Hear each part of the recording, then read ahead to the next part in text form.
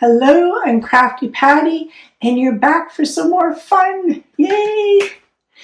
If you watched this first video, it was on how I made this sketchbook using the link stitch for the binding.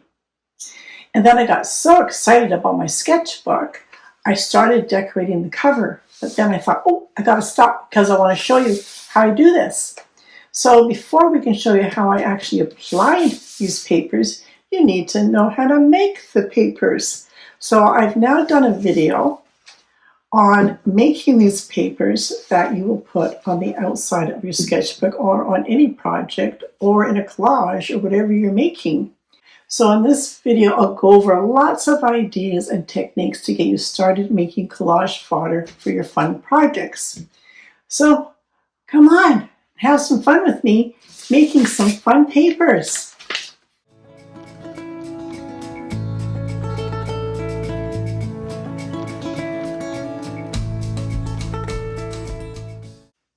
For your paint, you can use just about any brand, it doesn't matter. But today, if you're just starting out with this, it's easier if you just maybe start with like 2 primary colors, and that would be like a blue and a yellow, maybe a yellow and a red. If you like the warmer shades, I tend to like a lot of teals, so I'm staying with the cooler shades. To help make it lighter and darker shades of the colors that we're going to make, then you might want to get a white and a black as well. To work with all my colors and paints, I like to use a piece of plexiglass. If you don't want to do that, you can also use a pad of palette paper. This happened to be on sale at Michael's, so I grabbed it up when it was on sale. It's nice to have one large, big surface. It's also really handy to have some grayers so we can mix the paint. Brushes, just any cheap brushes. I've got a fan brush because it's fun for making patterns. I have a cheaper flat brush, which works as fine. I've also got a really, really old brush that's really stiff and old, and that makes fun lines. And this makes some fun effects as well. Toothbrush for doing some splattering work. A water bottle for misting the paint to make it run. I'm just using an old deodorant bottle, which works great because it's got quite a fine mist. I just like to put my artwork on this piece of cardboard. It just keeps my table a little bit cleaner, and I paint on that surface. To make your collage fodder, you can actually work on just about anything. I save all my old pieces of copy paper that I've printed on. You can use matte, you can use wrapping paper.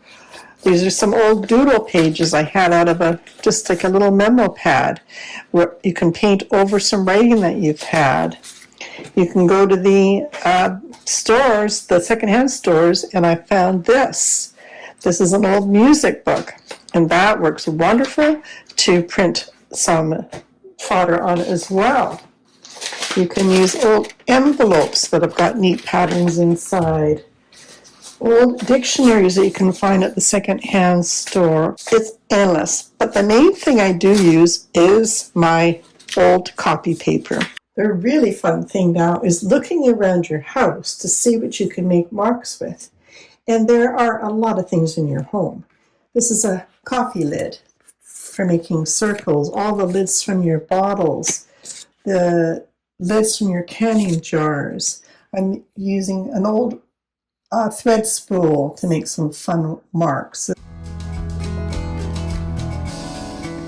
Mark making tools that you can buy online. Sponges, Q-tips work great. Sponges, combs, forks, sponge brushes, anything for making marks. Bubble wrap is fantastic for making designs. This is an old shopping bag I put a little bit of sand in, and then just put a twist tie on it, and that makes gorgeous patterns as well. And you can also use stamps, and you can use stencils. I'm going to use the folk art just so you can see that you really don't need the best paint ever. And we'll add some white over here so we can lighten our shades, some black so we can darken our shades. Let's start you off by using just the most simplest technique by grabbing some of our teal color here, and we're just going to make some really rough circles.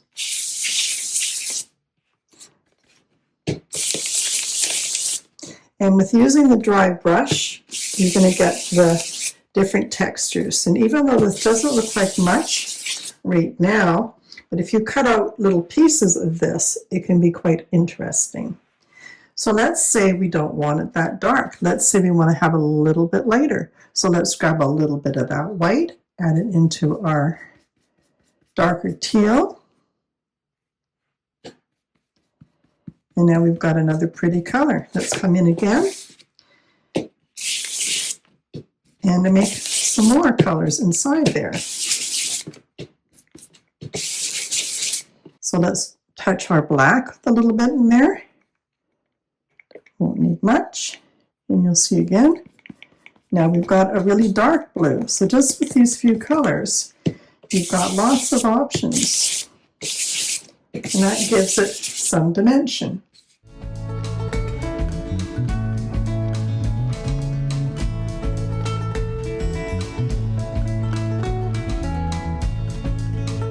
Did you hang it on your wall? Probably not. But it's the start of something beautiful to come. There you go. And the more you don't try to make it beautiful, the better it probably is. All right, there's number one. Let's have some fun with these rollers. So I'm going to just take this one and I'm going to dip it into my paint right onto my board here. And now let's come over on our paper and have some fun. You can see I've chosen to use my printed side of the paper. Let's come in with the blue. Just going crazy here. Again, I love this because there's no perfection here. This is just making patterns and having fun.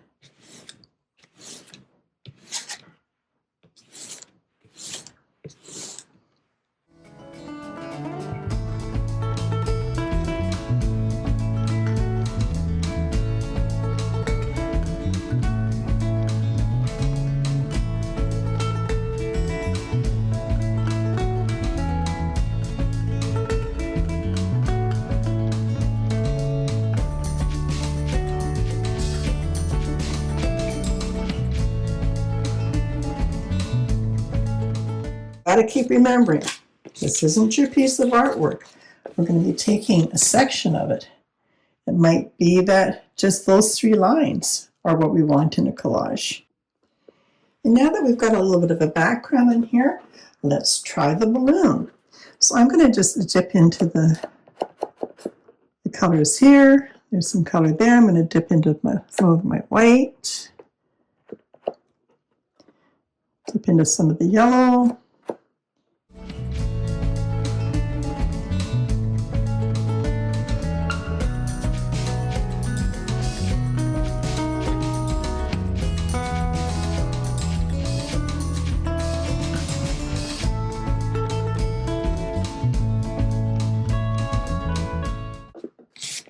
And you're probably thinking, oh, what a mess.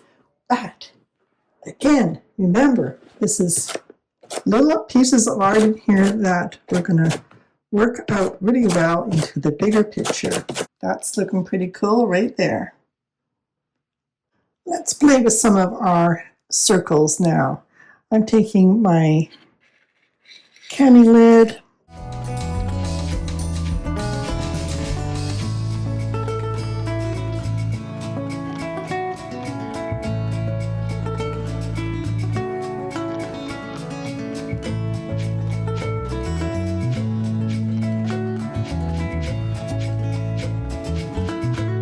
If the paint on your palette is drying out, you can spritz that as well. And then you can pick up some of that paint again.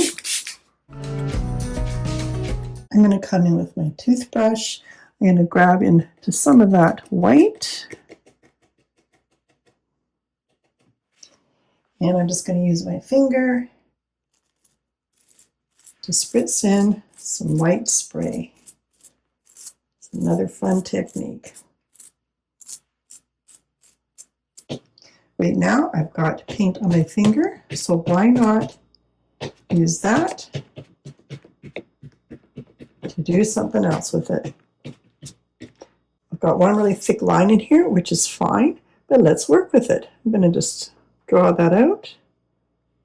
Let's bring some more down here. That makes another effect again. Like I keep saying, it's really endless. And it's just your intuition to say, oh, what could I do with that? What can I do next?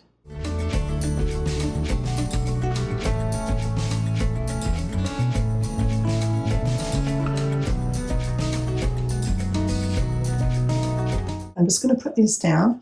I'm going to let them dry. I can also mix my colors right on my piece of plexiglass here.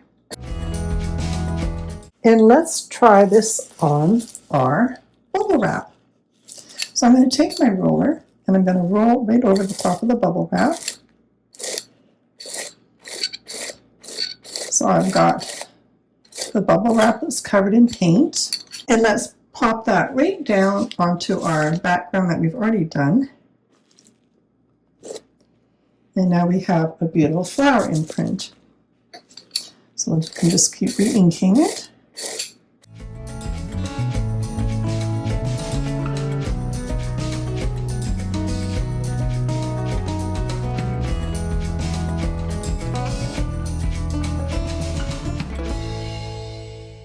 Okay, so that's our base layer. Now you might want to come in with a different color. You might want to come in with just a little bit more yellow in there. So let's pull in some of this yellow, bring that across our cup, and let's pop that on top. That will give us more dimension. We don't have to do them all. And a grouping of Q-tips are also wonderful for making patterns. So let's come up into my white over here. I'm going to grab some white. Then come back into my artwork here, and let's just dab in some white on top of these ones that sort of look like flowers. And that's with your bubble wrap in Q-tips. I've got a sheet here that had already dried. I'm just going to come over with a bit more paint just to give it some more dimension. This is the bag that I had, the produce bag that I put the sand in and the twist tie. And I'm just taking my brush and I put it in the white. Painted it right on to the bag, pressing it down onto my background.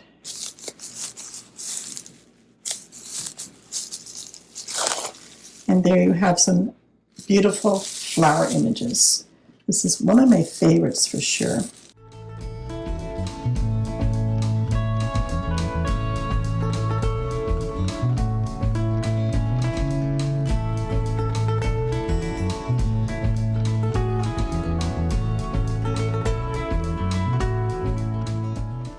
And that'll be my last flower, but you know how to do this now. Almost pretty. And I'm bringing back that Wild and Crazy one we did and use this more as a background. I can come in with a stencil, and I like to use kind of like these makeup sponges. So I'm going to come in and I'm going to dab into some black with my makeup sponge. And I'm going to dab in here into my stencil. And using it as a dry brush or dry sponge rather than a wet, it will help you to get more accurate lines in your stencil. And I'm not going to try to get it exactly all the way, because I like it when it's varied with not 100% solid black. And then you've got these beautiful stencils that are on top of your work. And you can also use stamps. This particular stamp here, I've just put it on my plastic form just so it's easier to handle, and just slightly brush on some paint. Doesn't matter if you get it on your back form, because the only thing that's going to print is your flower image. Press that on. And we have some pretty flowers in there as well.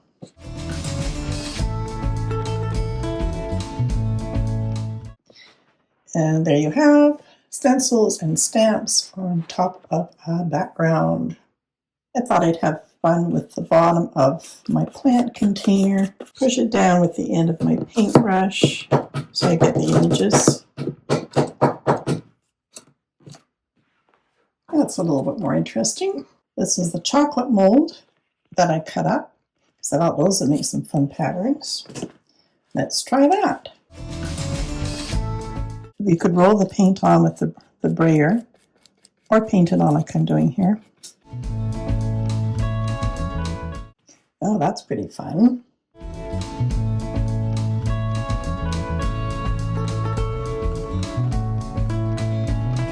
And that can be really effective in some collage.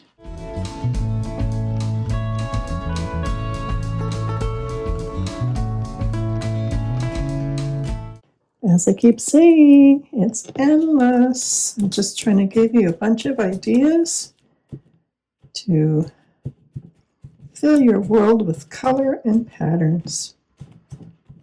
It's just so fun to play and experiment. Now, the other thing you want to think about is when you're creating fodder for your artwork, whether you're doing collages or whatever you're doing, is you want different values. So right now I've got, I would say, mid-value. This is almost a mid-value, and this has got a little bit of dark in it. So I can darken this up to make this be a bit darker, or I can leave it as is. I can maybe add more white to this one to lighten that up. I've also got this hodgepodge that I was letting dry that we can work on to make that either a light or a dark. Because I've got the white mostly in the background, I do have some black, but I think I'm going to try to make this more white. So what I'm going to do is use this one big sheet of bubble wrap, and I'm just going to grab some white paint on my brayer here. Don't really want the blue in there, so I want to keep it quite light. And then let's place that bubble wrap on top of this piece here. And I'm just going to use my hands to press down to make the imprint. And we've now transformed that into a whiter piece of fodder just by adding the white bubble wrap. This was the piece of music sheet that we were experimenting on. It's a bit of a mess right now, so we're going to fix it. And that's the beauty of collage work, is it's a lot of layering you'll find. So I'm going to spray down, trying to reactivate the paint that's already on my piece of plexiglass here. And then I don't waste anything. You can actually pop it right on top of here and pick up some of that paint.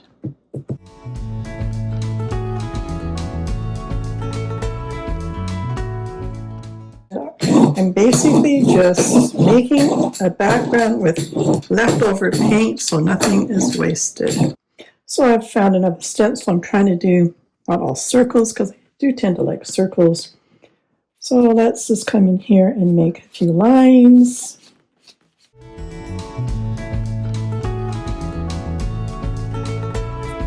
My paint sponge is wet. That's why I'm getting the smudging underneath.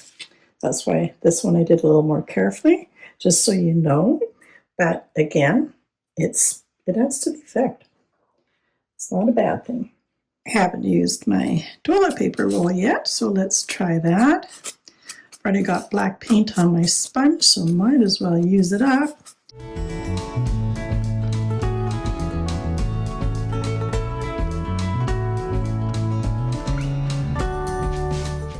Here he is there, up there. Because I found these really delicate little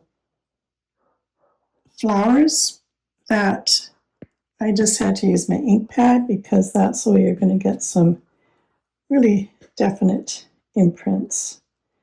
And I'll show you up close here.